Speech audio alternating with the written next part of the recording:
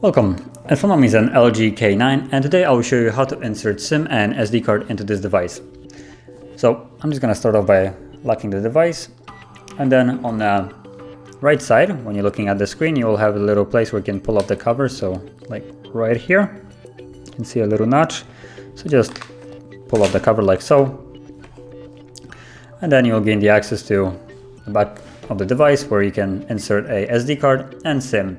Now SIM goes lower, which is basically right here, like so. Just slide it all the way in, and then the memory card goes above, like so.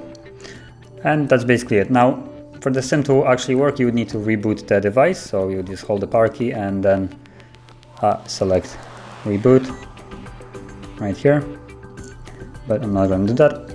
So yeah, that's basically one thing. And another thing, if you want to take out the SIM card, it's a little tricky, I would say.